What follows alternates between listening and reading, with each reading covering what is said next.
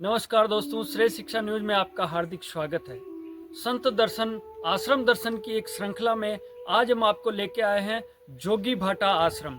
जी हाँ दोस्तों, ये झालरा में है, तहसील आसिंद है और जिला भीलवाड़ा है। इस आश्रम की मैं आपको पूरे का पूरा वीडियो दिखाएंगे। यहाँ पर कौन कौन सी समाधि है, कौन कौन से संत यहाँ विराजते हैं, कितने साल से जो संत है उनके मौन है, और यहाँ पे यज्ञ हुआ तो कितने कितने तीर्थ स्थानों का जल आया, उसकी पूरी जानकारी आपको देने वाले हैं। आइए जानते हैं दोस्तों। तो दोस्तों आज हम पहुंच चुके हैं, तो मैं धीरे धीरे आपको आश्रम में ले चलता हूं। आप मेरे सारे आइए दोस्तों। तो मैं ये पूरा आश्रम आपको बताने वाला हूं किस तरीके से है। तो ये इसका मेन गेट है, अपन मेन गेट के अंदर आ गए दोस्तों।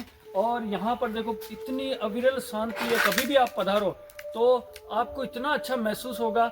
आइए इनके अंदर जो संत कौन विराज रहे हैं उनसे बातचीत करेंगे।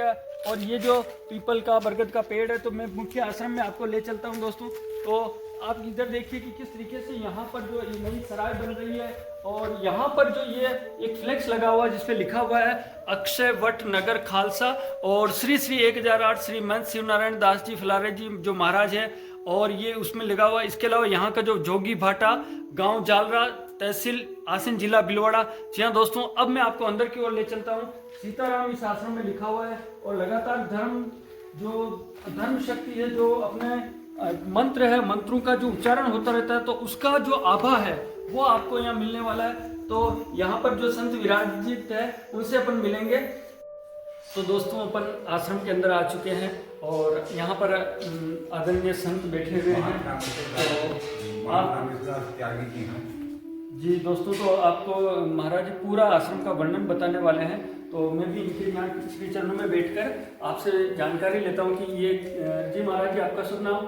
हमारा शुभ नाम है श्री श्री 1008 श्री महामंडलेश्वर रामेश्वर दास त्यागी। जी सर, रामेश्वर दास जी त्यागी। जी महाराज जी, तो आपके साथ संत प्रवर बैठे हैं, इनका शुभ नाम?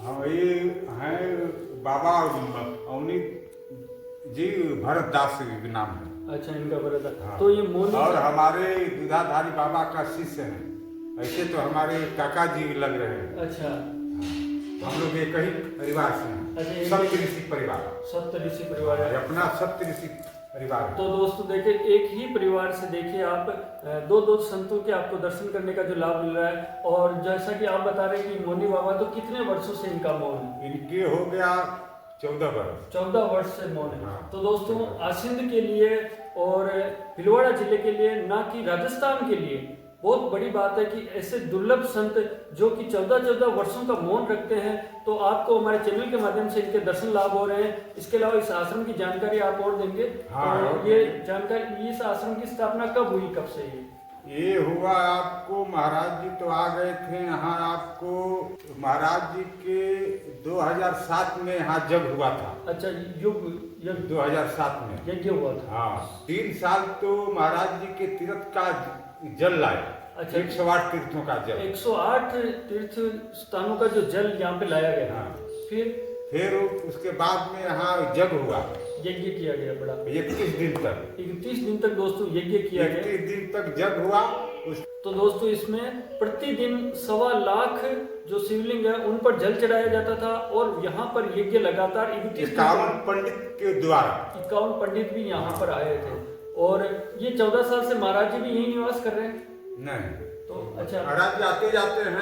अब तो महाराज जी अस्थिर हैं। यहाँ पर कहीं भी जाना है तो ऐसे जाकर आ जाते हैं। ठीक है। तो महाराज जी तो हमारे काका जी आपके जैसे सांसारिक संबंधों में भी आपके काका जी लगते हैं? नहीं, संसारिक संबंध में हम लोग विरक्त में हैं। विरक्त में है। हाँ। अच्छा, संसारिक जैसे आप लोगों में काका जी होते हैं, काका जी हैं, हम लोग में चाचा नहीं होते हैं। हाँ। काका जी बोलते हैं। अच्छा, काका जी। जैसे हमारे दादाजी के शिष्य हैं, तो हमारे काका जी ये विरक्त में है। हम तो लोग विरक्ति नहीं होते। जो संतों में जो भाव होते हैं, संतों के जो रिश्ते होते हैं वो अनोखे होते हैं। तो इनके जो गुरुजी और इनके गुरुजी उस हिसाब से ये अपने को बता रहे हैं। और यहाँ पर ये जो स्थान है, तो यहाँ पर ये जो चीज जैसे यहाँ हम लोग महसूस कर रहे हैं, बहुत अच्छी आभा मंडल हमको महसूस हो रहा है। यहाँ साहब ऐसा है, ये हमारे जो जगदीश दास जी थे पहले वाले, 31 दिन जग हुआ 108 तीर्थों का द्वारा।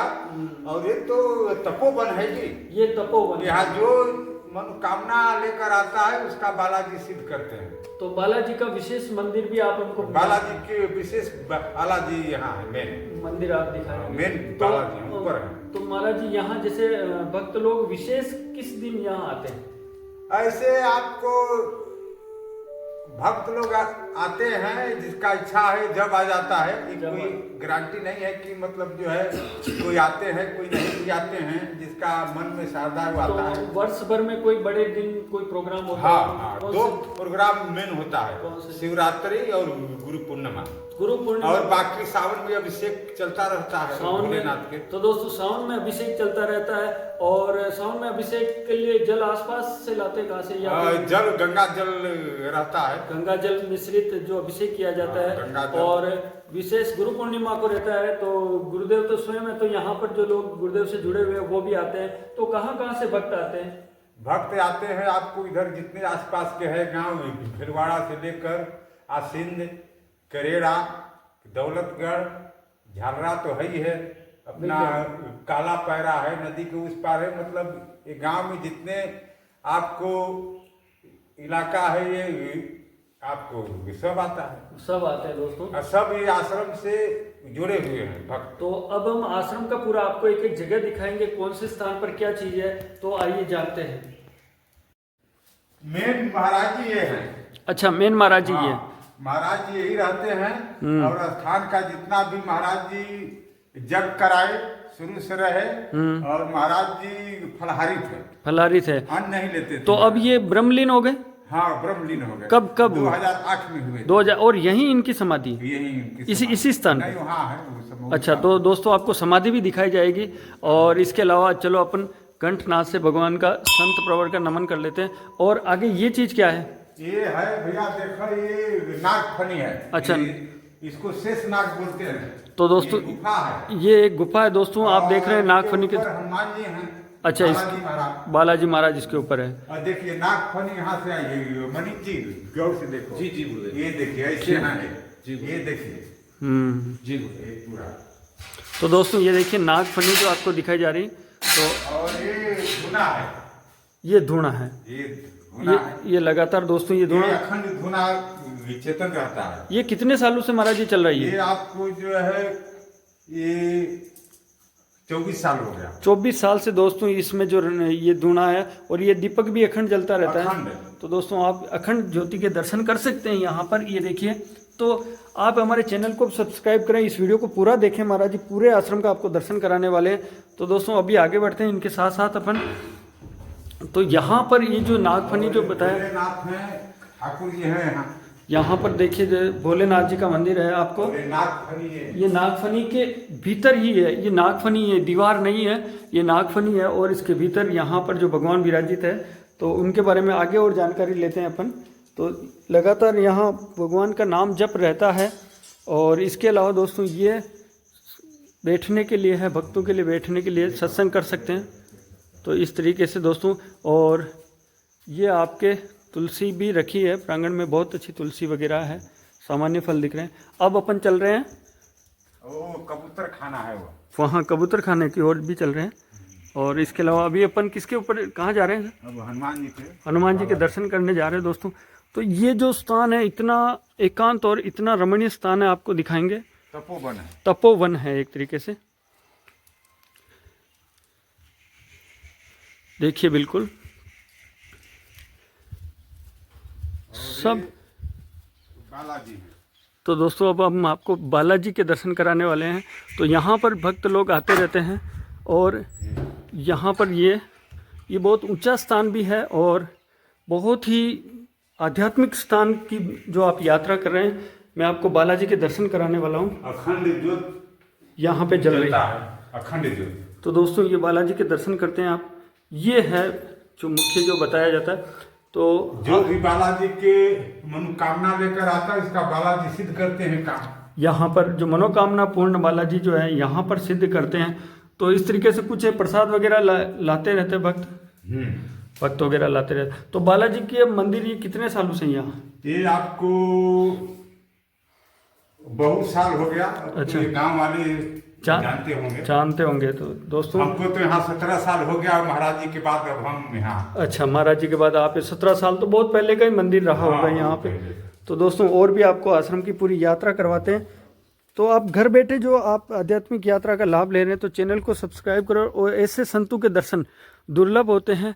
तो आप देख रहे हैं यहाँ पे पीपल देवता, और चारों तरफ ये उधर भक्तों की बैठक है। और आपको पहले मोनी बाबा जी जो है उनके दर्शन कराए थे, आपको फिर से करा देते। ये उनका श्री निवास है जहाँ पर वो विराजते हैं और तपस्या वगैरह करते रहते हैं। मौन समाधि है महाराज जी की, वो समाधि है दोस्तों। आप जो मैं जूम करके आपको दिखाया जा रहा है, तो ये वो समाधि है जो महाराज जी ने यहाँ इस आश्रम की स्थापना की। तो वो समाधि उनकी है, ब्रह्मलीन हुए तो वहाँ पर समाधिस्थ है। अग्नि संस्कार वहीं हुआ, अग्नि संस्कार वहीं हुआ, और उनकी स्मृति में जो है वहाँ समाधि। तो रोज वहाँ पर पूजा पाठ कुछ होता रहता है। हाँ। समाधि के ऊपर। क्यों नहीं? हाँ, और ये जो पूरा का पूरा प्रांगण है, ये कितने बीघा में ये फैला हुआ है? ये आपको है 11 बीघा। 11 बीघा में, 11 बीघा में पूरा का पूरा फैला हुआ है। और दोस्तों यहाँ पर जो है भक्त लोग, और खासकर यहाँ पर जो भगवान के भक्त हैं, जो हनुमान जी के भक्त हैं, वो पधारते हैं। और इसके अलावा जो सामान्य जो अध्यात्म में जो रुचि रखते हैं, वो भी आपके यहाँ पधारते हैं और भी आपको जानकारी बताते हैं।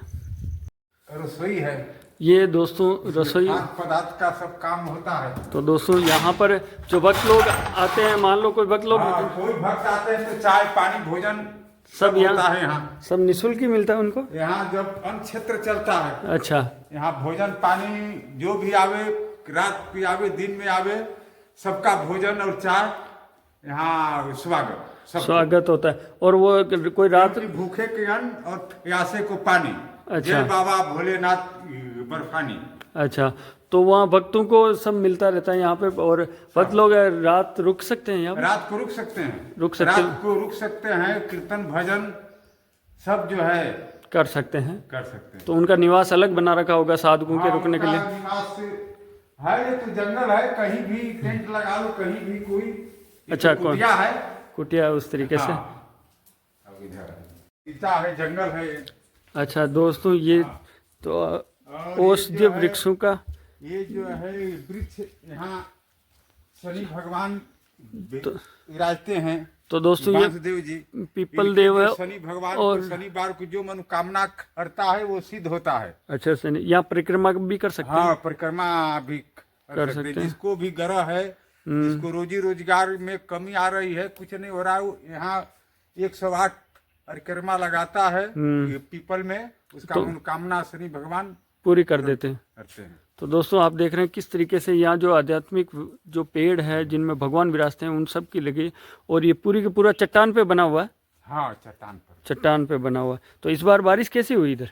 बारिश अच्छी हुई, इस बार बारिश अच्छी हुई। हाँ, तो इसके आसपास कोई नदी है आपको? इधर खारी नदी है। खारी नदी दोस्तों, खारी नदी है।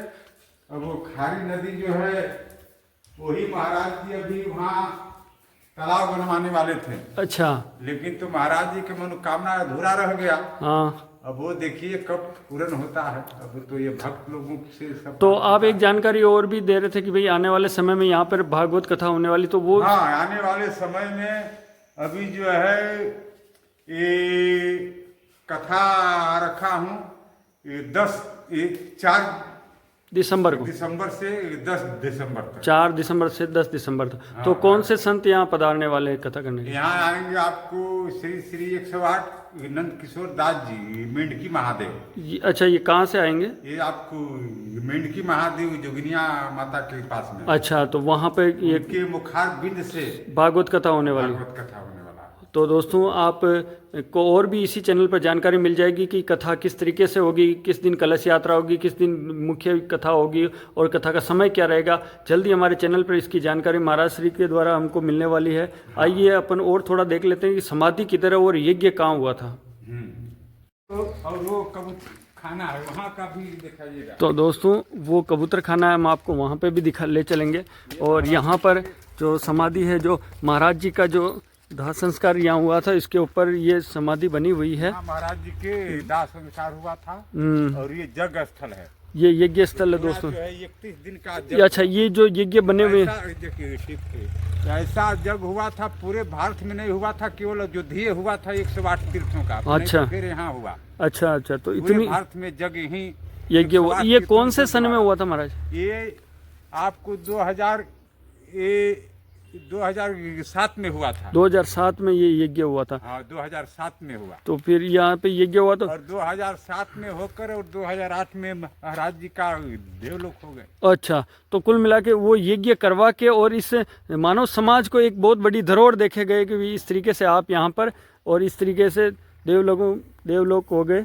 और यहाँ पर जो है तो कभी कभार यहाँ जंगली प्राणी नहीं आते, कभी शेर वगैरह ऐसा? हाँ यहाँ कभी पेंथर आ जाते हैं, जानवर भी आ जाते हैं। तो वो तो किसी नुकसान नहीं नुकसान कोई नहीं करता। पहुँचाता, पेंथर आ जाते हैं दोस्तों। और अब आपको कबूतरशाला दिखाने ले चलते हैं।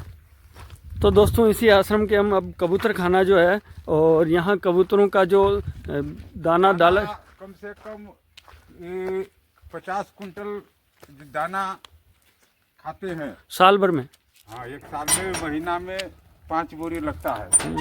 तो ये अनाज वगैरह कहाँ से आता है? भक्त लोग, ये सब भक्त लोग से, गांव के भक्त लोग दोस्तों। जो भक्त का मान्यता है वो भी 2 बोरी पहुंचा देता है। जो अच्छा, है जिसकी मनोकामना पूरी होती तो वो भी रख देता है। हाँ। तो दोस्तों मैं आपको बताने वाला हूँ, इसके अंदर घुस चुका हूँ। ये देखिए कबूतर खाना है, और ये जस्ट आपके सामने आश्रम है। आश्रम के जस्ट सामने बिल्कुल गोल जो बनाया गया है। और सबसे बड़ा इसमें एक चीज़ का ध्यान रखा गया है कि यहाँ पर जो बरसात का पानी वो भी निकल जाए, और बीच में उभार है। तो सुबह सुबह सवेरे अगर आप आते हो तो कबूतर वगैरह जो आते हैं तो वो इनका दृश्य बहुत मनोरम दृश्य होने वाला है।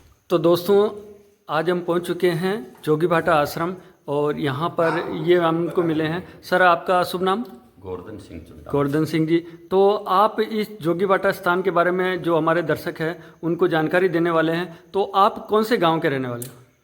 जी हम ये जांदरा गांव के रहने वाले हैं। अच्छा, हमारा पैतृक गांव यही है। और कितने वर्षों से ये जोगी भाटा का जो ये आप हमको जानकारी दीजिए कि ये क्या चीज़ है, कहाँ पर ये क्या चीज़, इसका नाम जोगी भाटा कैसे रहा? जोगी भाटा जब हमारा जन्म नहीं हुआ था, अच्छा, तो हमारे पिताजी वगैरह थे, तो वो बताया करते थे कि यहाँ कोई पहले सिद्ध पुरुष आए थे। यहाँ अच्छा, सिद्ध पुरुष आते, सिद्ध पुरुष आए थे। यहाँ भयंकर जंगल था।